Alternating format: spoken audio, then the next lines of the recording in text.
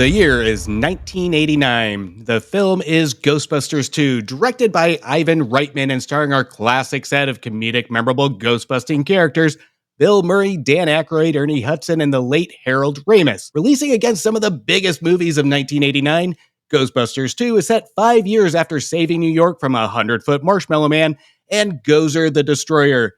The Ghostbusters are banned from investigating the supernatural, forcing them out of business. That is, until Dana Barrett, played by Sigourney Weaver, suspects that something bigger is happening with her baby Oscar. So once again, Dana seeks the help of our Ghostbusters to discover another evil that threatens to take over the world with a river of slime charged by negativity and an evil spirit that is set to transfer his body into Dana Barrett's son, Oscar. And it's up to the Ghostbusters to save the world once again. On this episode, we take a deep dive into Ghostbusters 2 and the reviews of Siskel and Ebert. Gene Siskel and Roger Ebert, two titans of cinematic review. Sometimes right, sometimes wrong, but always captivating. Your hosts Antonio of the Cult-Worthy Cinema Podcast and Justin Henson of the Movie Wire are here to take you back to the balcony.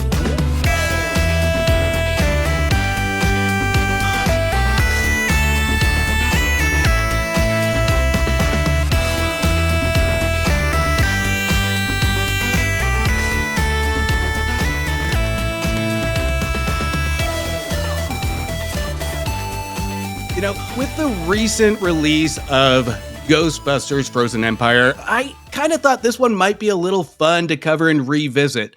It's just being a kid in the 80s. To me, there were four main dominant characters in a kid's vocabulary: Ninja Turtles, He-Man, Transformers, and Ghostbusters.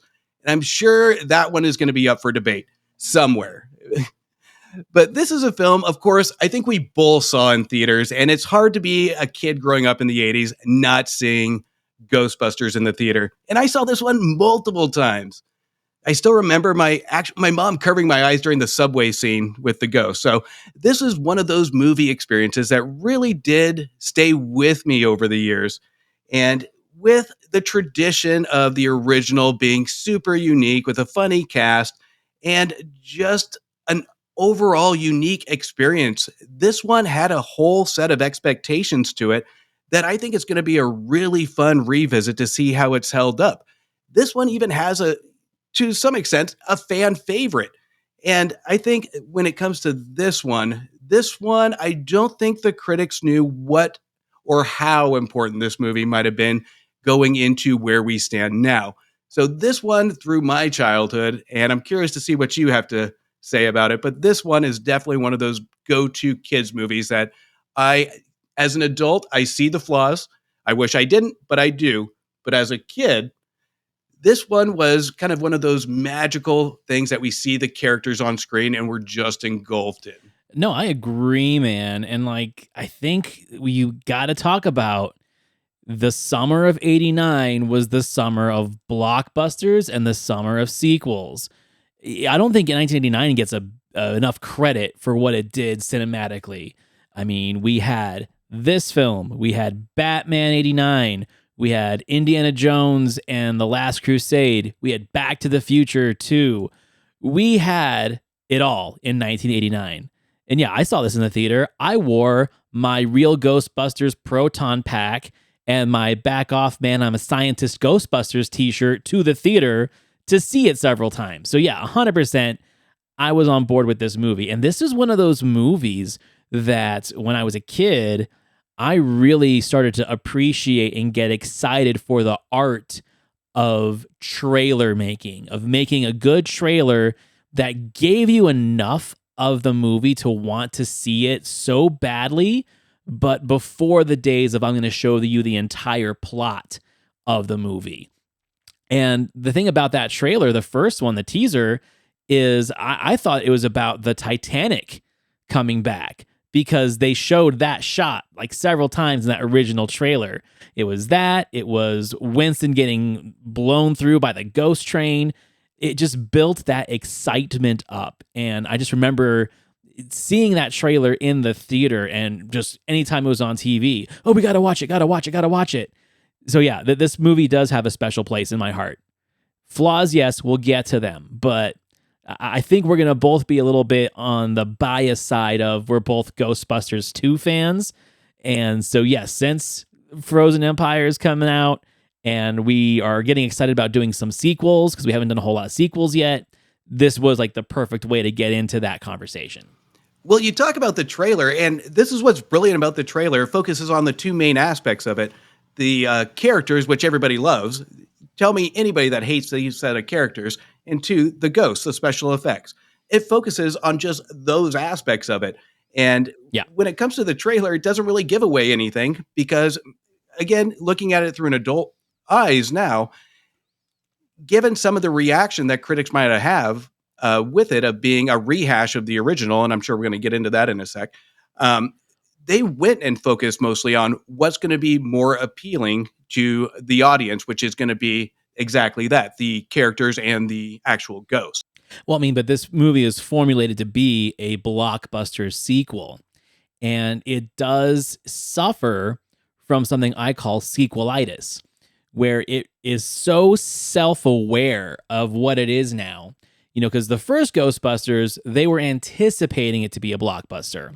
So it was really creating its own mythology and legend as it was going along, and as audiences discovered it and lined up around the block. The challenge of making a successful sequel to one of the biggest and most important blockbusters of the 80s is that it has to find a way to top that. And it has to find a way to outdo it. And it does it very creatively, in my opinion.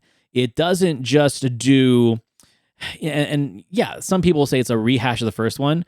I'm not going to put it on the same level as, let's say, Force Awakens being literally an exact rehash of New Hope, because this one plays it a little bit differently.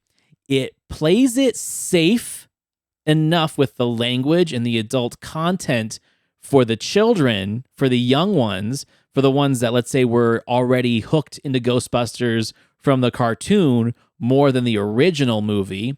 But then it amplifies the scares and the special effects and the creature effects.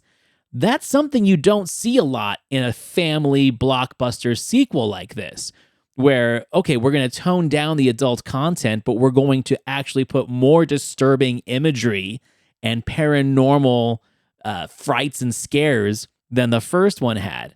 So I think that was very clever. But when I talk about sequelitis, we're definitely going to get into it. The soundtrack being self-aware of the Ghostbusters. Every song is about the Ghostbusters, the self-awareness of the lyrics of the Bobby Brown stuff, the self-awareness of merchandising. So like another guilty sequelitis movie for me is Home Alone 2, where they literally put the Talk Boy in the movie just so they could sell it as a toy, as a piece of merchandise. You can't get away from that, but this movie seems to do it and makes enough fun of its self-awareness as a sequel and a blockbuster that you kind of forgive it as a fan. But as a critic, oh no, they did not. And I still have my Talk Boy, by the way. I still use it. Anyway. You son of a bitch. I think I sold mine at a yard sale for 50 cents. I'm not giving that up. But you're absolutely right. I mean, when it comes to sequels, this one was, if we look at just overall how sequels are done, it's go bigger, more special effects, bigger budget, whatever it may be. But this one does it very clever because after kind of a revisit, it reminded me of our conversation with Teenage Mutant Ninja Turtles, where we briefly talked about, we have the darker first one, and then we go into the second one, which adds a little layer of goofiness. And we kind of see that here, but the studios are smart, and I don't think they get enough credit, even though there might be a little bit different opinions on the marketing piece of it. It's a marketing movie to push merchandise. I don't really care. But when it comes to the design of the ghost, when it comes to the crowd-pleasing finale with the Statue of Liberty, all of these elements speak to the fantasy, the imagination of the kids. It speaks to that goofiness, almost tying into the cartoon to a tad. And if we look at the design of the ghost compared to the first one, even when we get our first image of the courtroom, these ghosts are goofy looking, but they do add a subtle kind of terror to it. They are creepy as hell, but they are cartoonish. And I think this is where they got really clever on it to really balance that what will adults like and what can kids really kind of relate to what the cartoon is that they're watching. So I think when it comes to talking about the rehash of the first one, I absolutely agree. This one takes it to a whole new level. There are some similarities, absolutely, but this one really knows its audience. They knew exactly what the audience liked about the first one. Do I agree that it was funny as the first one? No. But I do think it's equally enjoyable because they have elements that are just meant to please a audience. Because you can't tell me you see that Statue of Liberty come out and with that song blaring and you're not feeling good and having a good time at the movie. Well, it's the whimsy, right? Like the first one doesn't have as much whimsy as it does cynicism, and plays on 80s capitalism, the yuppie culture of New York City. Everything is litigious. Like that's what the first one really attacks.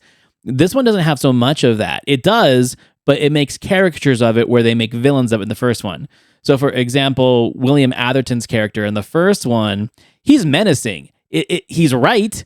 He's 100% right in what he's talking about in the movie. These guys kind of are a danger to the environment and to the safety of the public, but that's one of the things you don't realize until you're older. Like, oh, this guy's just doing his job. Like, he's kind of on the right thing, until the ghosts actually do show up and start destroying the city. Where in this one, you've got Kurt Fuller's character, who's kind of like the new William Atherton, and he just plays it full Kurt Fuller mode. He's a dick. He brings that litigious dick, brown-nosing mayor assistant that you see in every movie that takes place in New York. It really plays on that caricature. It really plays on the caricature of, law enforcement being just overly aggressive, but not really helpful. And that's one of the things that I think only Ramis and Aykroyd could do in the script. And that is they convinced us, the film goer, that New York City is so shitty with its attitude that it completely forgets that the Ghostbusters saved the world just 5 years earlier. And now nobody gives a shit.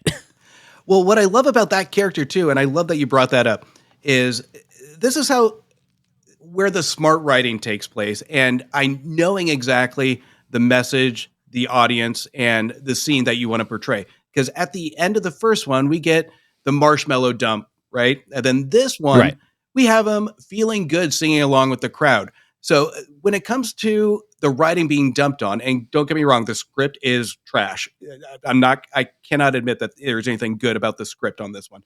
But what I do find, the small details in it, that what I do appreciate is moments like that really show Ramis and Aykroyd's collaboration on making sure that the messaging is landed, especially when it matters most at the climax.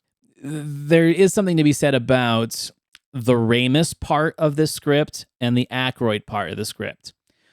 The Ramis part is really thick when it comes to the innuendo, the cynicism.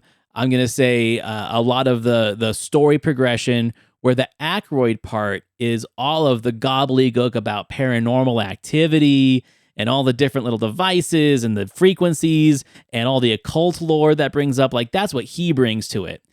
And for some reason, man, it just works when you put it together. Because, yeah, even though the dialogue, which does have some winning moments, is not the best, the story is not the best, but the charm of these two writers who are able to perform their own action, perform their own sequences, they know how they wrote it and they know how they'd act it. Obviously, they're writing it essentially in character. And it feels that way. This might sound crazy, but in the first film, even though it is Ghostbusters, this film, they feel more like Ghostbusters because now they're in tune with that character. They're in tune with the motivations of these people, where Ray is the heart of the Ghostbusters, and Egon is the brain, and Venkman is the mouth, and Winston's kind of like the muscle. They know their roles now, where in the first film, they're kind of discovering their roles. I think that's very good in a sequel, where you're allowing the characters to finally progress and be aware of what they are, and then not trying to convince you that they shouldn't be that way. And we see that in sequels, where it's this guy is nothing like how he was in the first one. Star Wars is a perfect example of that. Princess Leia is different in every single movie, and that's always bothered me. Yes, she's a hero. Yes, she's an icon, but she's different in each movie, and I don't consider it character progression as I do they're just writing her character different to fit each different film, where this one feels like a true progression of the original. That's what really drove me nuts with a lot of the feedback for this film, and especially with our two critics, is they say that there's not a lot of anything to progress the characters. There's no next step for the characters. When in reality, I even to kid to now, I think there was, because there's a comfort when they're all interacting together. So each one you have, I'll use the Winston character, Ernie Hudson. So Mhm. there was a subtle awkwardness, but confidence that he brought to that team where he is the newcomer. Here with the entire team, it's like we never left them. They had a sense of failure and they feel that failure. They communicate that failure to the viewer. And then once they get that breath of success going back into their back in business, it's like we never left them, where it's like a 5-year relationship being reunited and it's a continuation. So to me, I think the character progression, you're absolutely right. I think that is one of the biggest aspects of the movie that I really did like. But this is where I think a lot of people got it wrong, is they were expecting over the top humor. They were expecting a lot of this, maybe side stories or something to take them in a different conflict. We don't need that. So we don't need Right. the formula to be confused, because honestly, we're there to see these characters interact with each other. And I think they do that extremely well. And it's funny because it's almost like the big chill, right?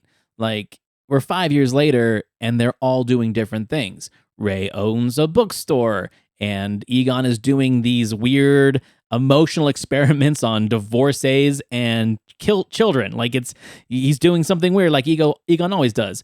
Venkman is a talk show host for a psychic I guess it's a psychic talk show. It's whatever. It's him like being a game show host, but not quite there.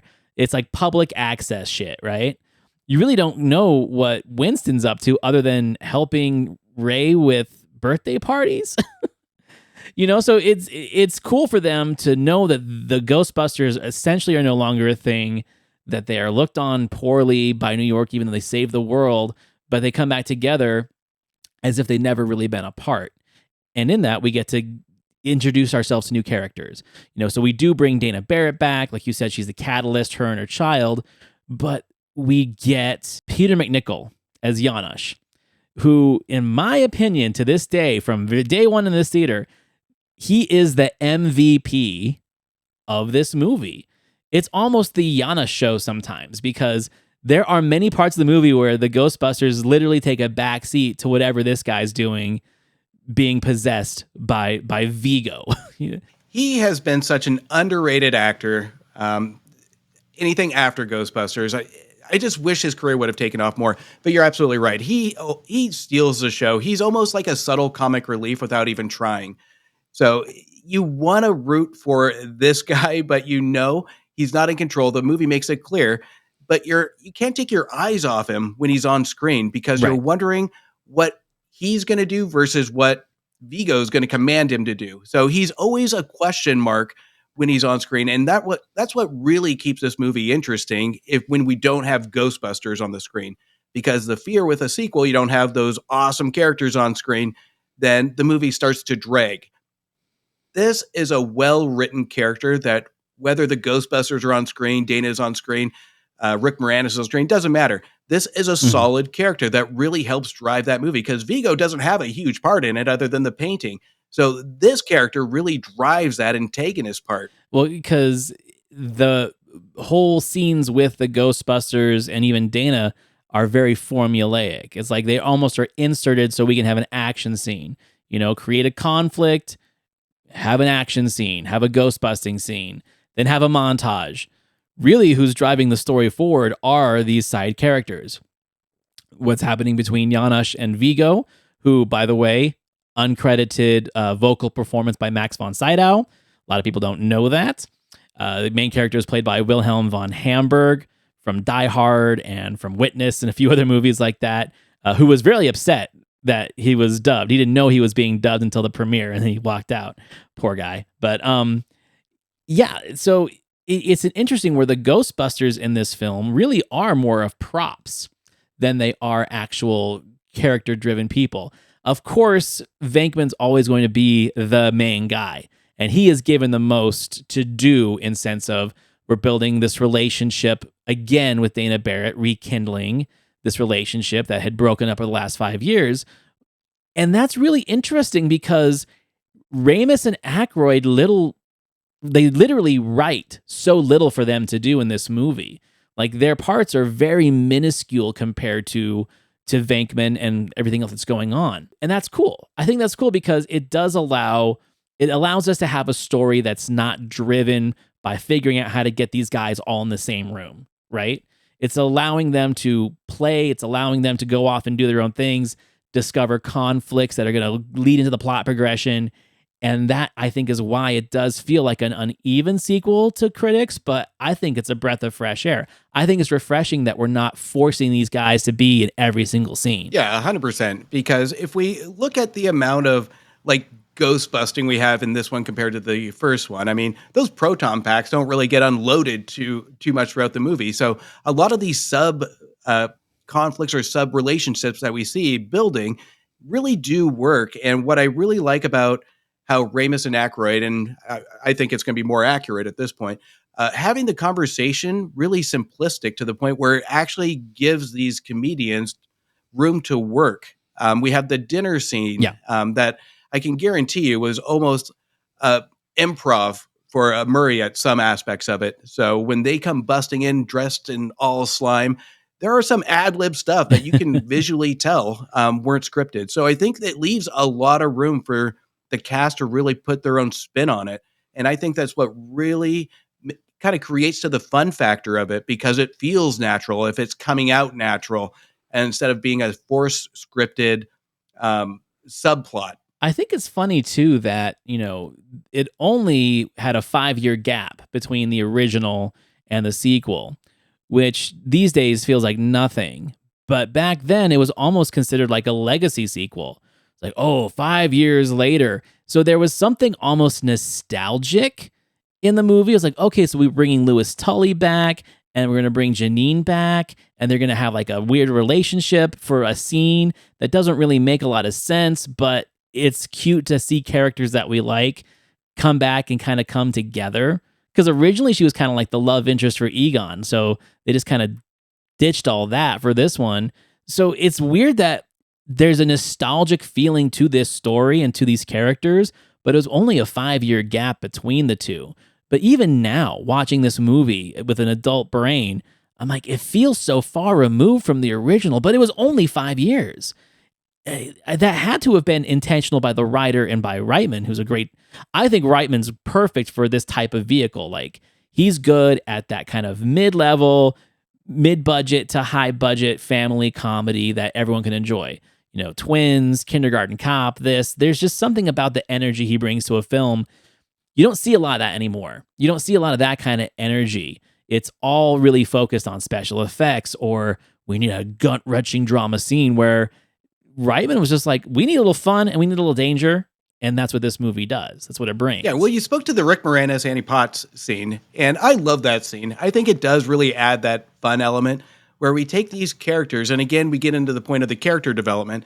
And again, this one does feel a little thrown in, I'll give them that. But this is a point where it does take these characters in a different direction because Moranis and Potts didn't really have a lot of interactions in the first one. So this gives them a chance to really interact with each other. And they do it in a fun way, and they go over the top with it, which I absolutely love because these two are over the top.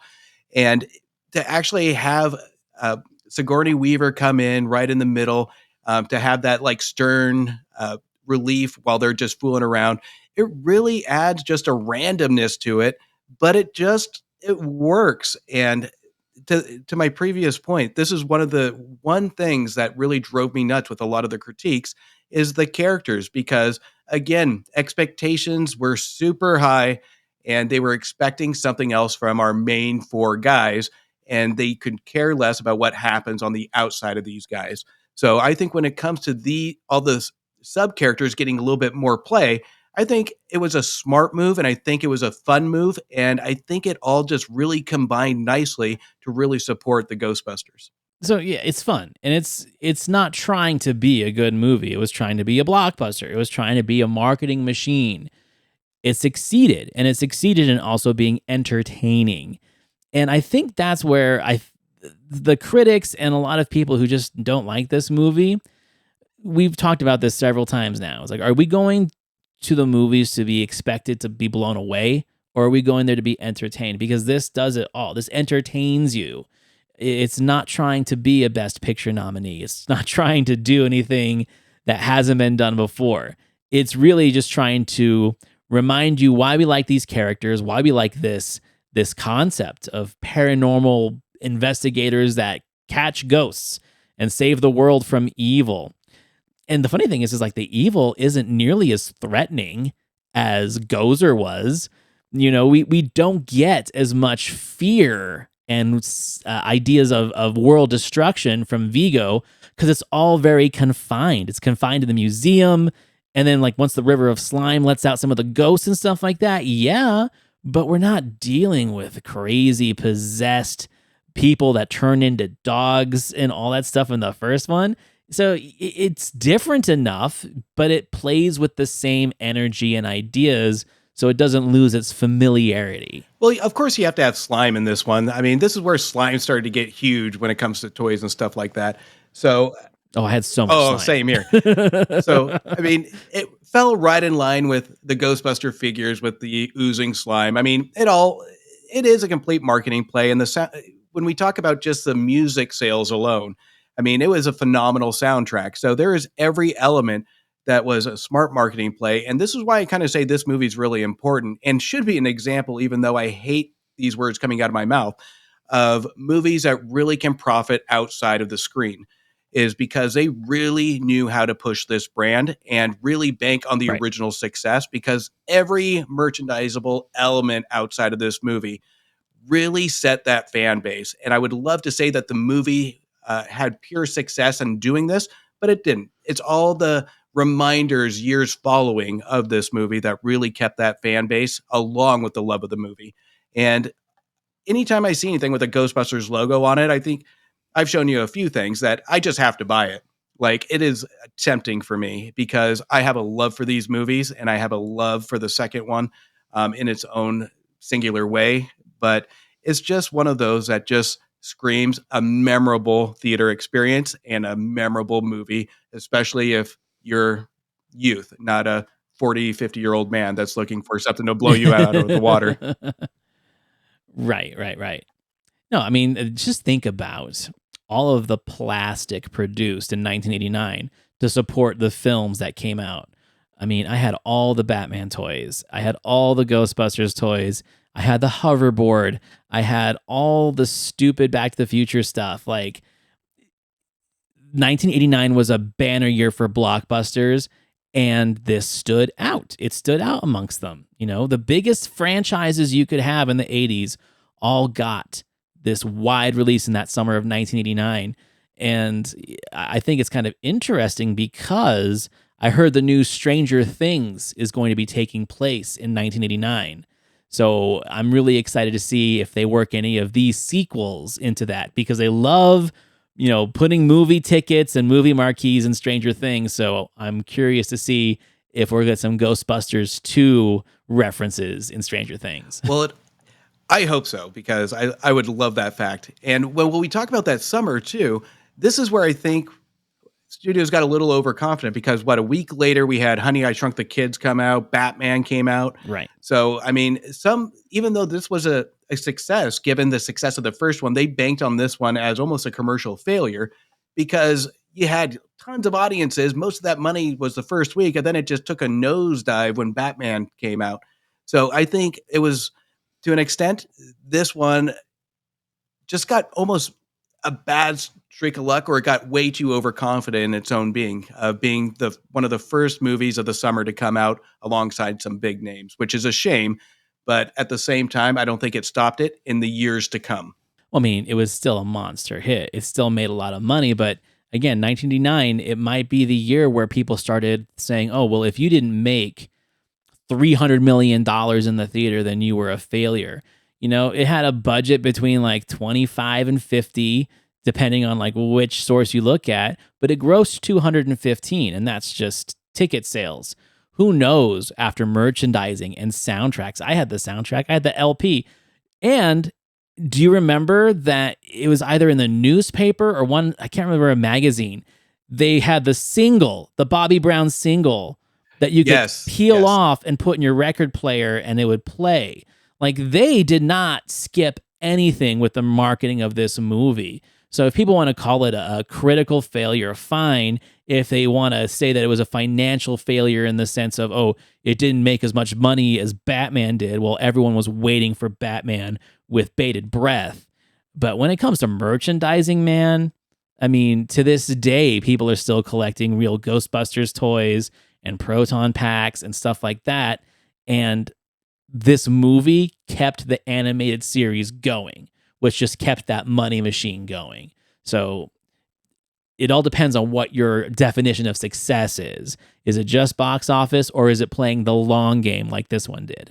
I think it was enough to scare off any other sequels along with the writers for years or the cast as well for years to come, which is a shame because that could be a whole other conversation. But I think the marketing and the merch absolutely saved a lot of this branding to it. But God, I just wish we would have gotten some more Ghostbusters sequels or the original Dan Aykroyd script where they traveled to hell.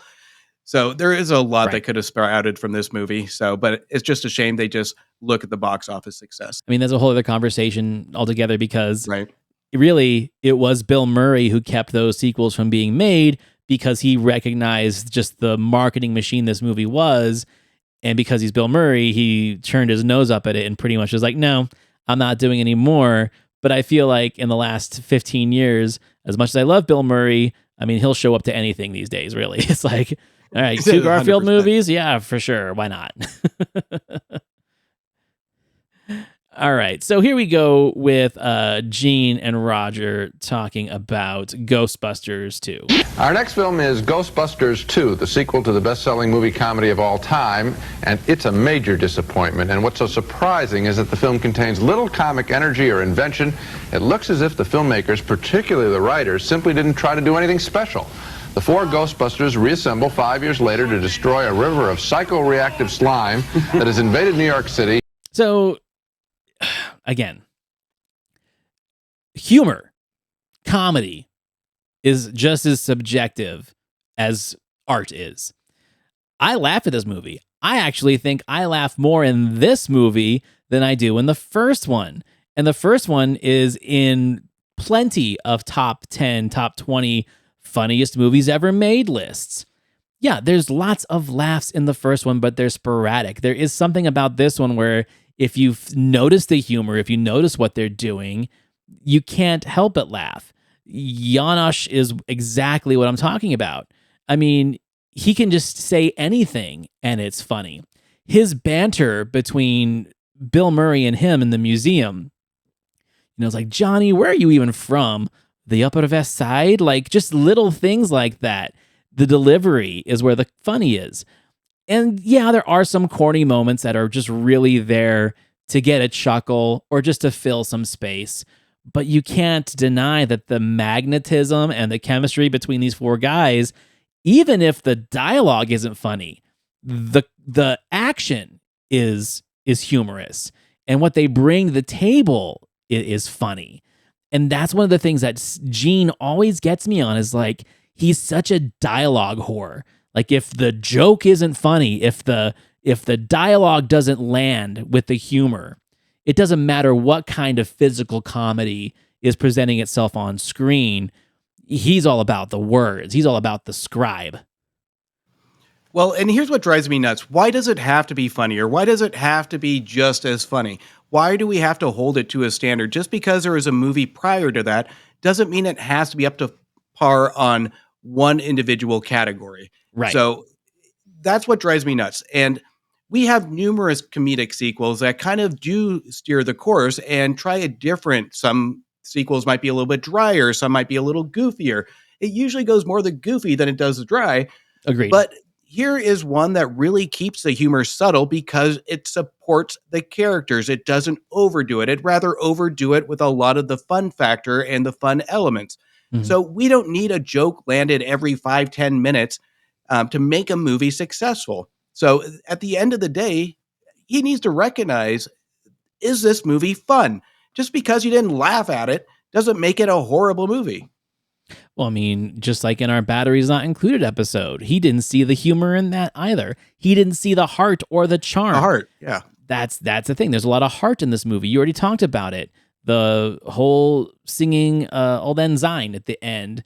New York, it's so full of assholes, is coming together and feeling the brotherly love and that sense of like accomplishment and hope. Yeah, there is. Okay, it's manufactured, but it's there, the heart. And that's what we're there for. We're there to feel good. Again, we're not going to Ghostbusters 2 to be enlightened by its witty dialogue, like this Shakespeare play or something.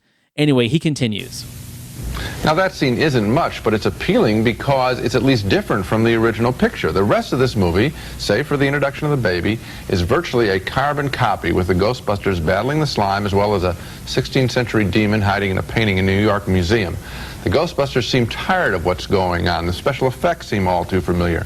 I know it isn't true, but the movie comes across as if the guys were filming the first draft of a script. I agree with you completely. This movie is a total disappointment. No thought went into it, no effort went into it. There's no comedy in it.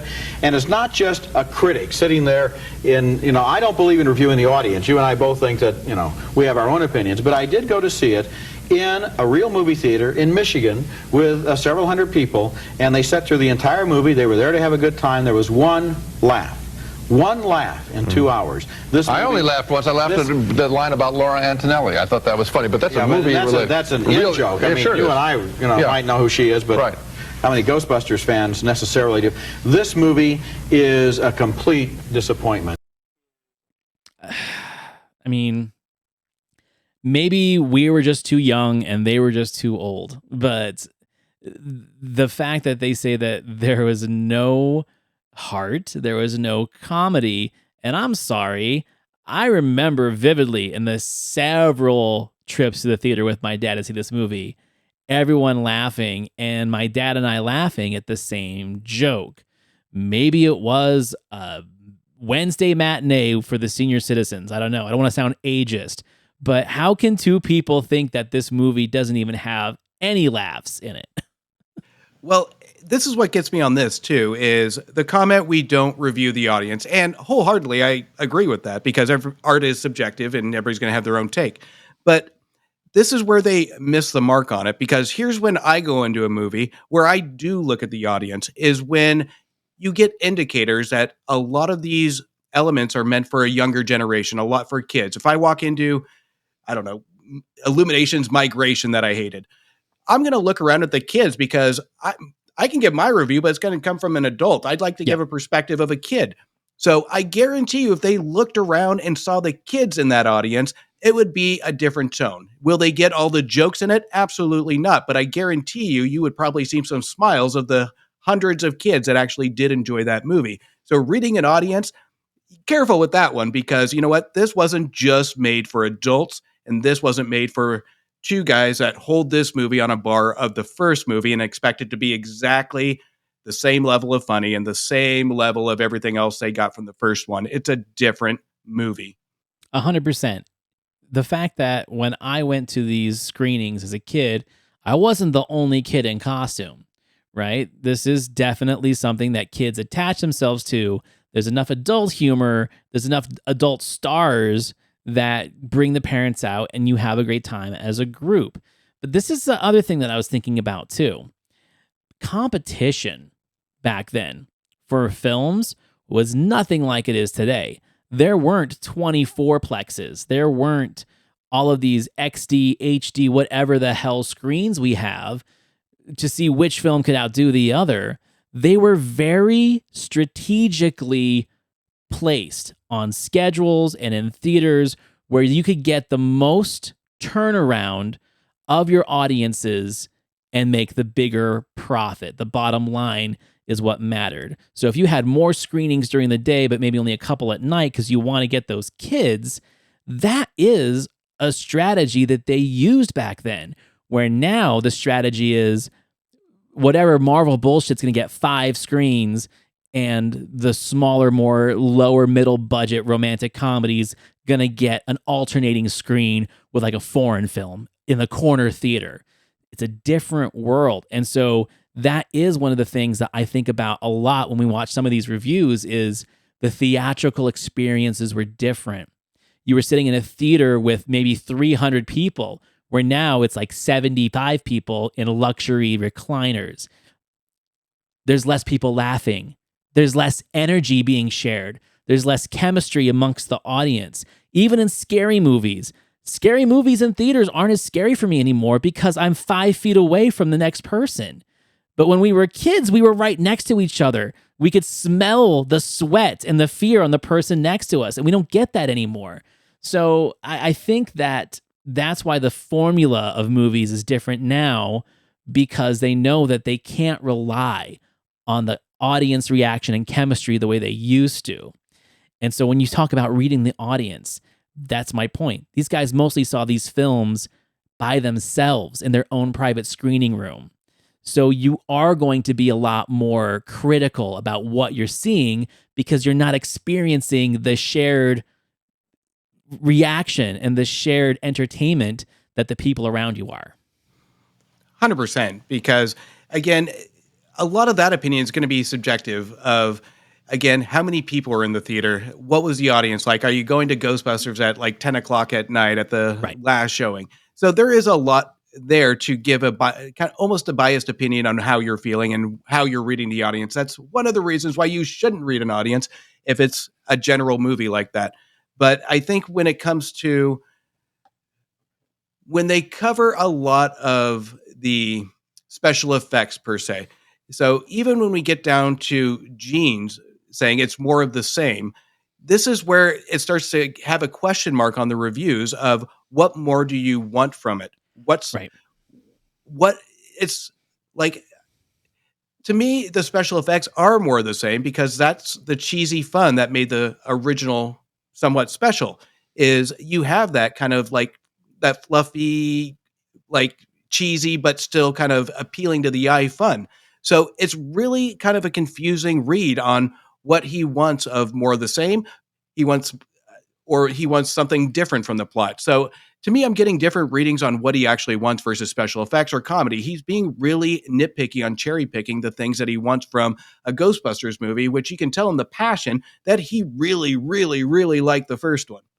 I think, well, they both did. Yeah. And the funny thing is we've done now 3 shows where they start talking about how whatever movie we're talking about is a shameless Ghostbusters clone or ripoff or copy. You know, we haven't covered Beetlejuice yet, but they say it about Beetlejuice. They said it about the Frighteners. So if the first Ghostbusters is going to be your high watermark for a paranormal horror comedy blockbuster, well, you're just setting yourself up for disappointment if you're going to hold everything that's even playing in the same pool with Ghostbusters against it. If you're going to use that as your high watermark, then yeah, you are going to hate the Frighteners, you are going to hate Beetlejuice, and you are going to hate Ghostbusters too. Stop doing that. You know, that's my biggest issue is they do have a lot of hypocrisy in the way they judge films, where they're like, oh, well, we don't want to hold it up against this because it's, you know, a haute film. It's a higher tier film for them. But for Ghostbusters too, oh yeah, they'll shit on it all day because it's a big movie. And there's something about them that it's like, you went too big, you spent too much money, you tried too hard to impress me, and I don't like that. But again, that's what makes them them. Well, and you take the experience like the first one too, where, again, like I said in the beginning, it's a unique story. It has a fantastic cast that's brilliantly casted. And you have a good, funny script, and you have special effects. It has everything you would want. But the one thing that's going to hover over these two is a unique idea, something that they haven't really seen before, except if you go way back to Abbott and Costello.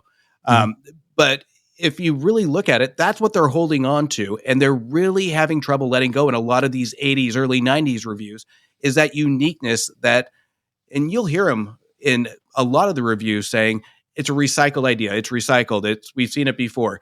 So they're holding on to the one unique idea they saw in the early 80s, and they won't let it go because they want to have that feeling again. And that's the issue we have with a lot of critiques coming out, is you want to hold on to some inner feelings and compare it to the next film that has a slight premise of being unique, but they miss the mark because it's too close to the original. The idea that they will hold such resentment against movies for not being as good as the movie they liked, I think is a very common thing we're going to see in pretty much every episode we're going to do on this show, at least at some point, because there is going to be a moment where we recognize that as creative as they were individually in their own columns for their newspapers, when it comes to recording day, when it comes to shooting day, when it comes to the day they're going to either debate about a film or if they're going to join together and agree on a film, there's a pattern. There is a script. Not the sense that like it's scripted, but they know the flow and they know the chemistry, they know the routine. And it's very easy to fall into a conversation that is more comfortable because it's on television. You're not going to stray too far if you're reading your co-host, like the way you and I read each other. We're going to start having a conversation that might sound very similar to the one we had the prior week and the prior week after that. So it's very easy for them, I think, to fall into a gap, to fall into a rut. And I'm not going to say it's a creative rut. It is a critical rut of unoriginal ideas. I'm not going to be original with my thoughts and my ideas because it's easier to use the exact same logic that I used on a film like this 5 episodes back. Yeah, and we've talked about this before where we take that movie week. I mean, we have movies like Dead Poets Society, Honey, I Shrunk the Kids, a lot of these movies that they got into, as you said, a rut where it's just mediocre review after mediocre review. I think they had 2 good reviews coming out of that 2 weeks, which was Lethal Weapon 2 and Raiders of the Lost Ark, if I remember correctly. So they do have that rut where they're just reviewing the same old average summer blockbusters, and they get into that mentality of reviewing summer blockbusters as well. So it's already a bad taste for, I think, critics back then, where you're going into the summer and expecting a lot of these movies just to be filled with special effects or sequels to really outdo the original, even though they recognize that sequels will never be better than the original. And they'll recognize that, but they will not add any of that into consideration during their critiques. Right. It's the grind, right? Like they were always the happiest in the fall and winter when, they were seeing more original ideas, or if like these are holiday season releases. And I always feel like they were dreading the summertime blockbuster because for them, that was just the penultimate industry throwing money at the screen and marketing at the audience and give us your money for this merchandising and stuff like that. And it was very easy for them to use that as the basis of their critique rather than what's really going on screen and really going on page. 100%. And again, when we take a lot of this money, it's what are we doing with the money on screen? That should be in the mindset of a critic too, is again, spectacle versus substance. We hear that time and time again, but does it make it relevant? And that's what we don't get out of this review.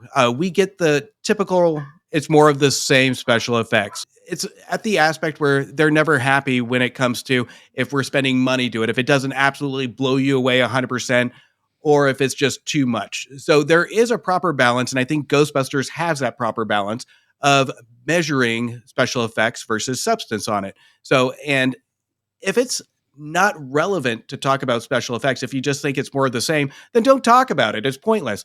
So people, if it's more of the same, people will go see it. It's not like it's horrible special effects. It's just the balance. Is it balanced between special effects and what the film is trying to do? So, and that's where we're missing the mark with a lot of these 80s reviews that Siskel and Ebert kind of just focus too much on. It's either or.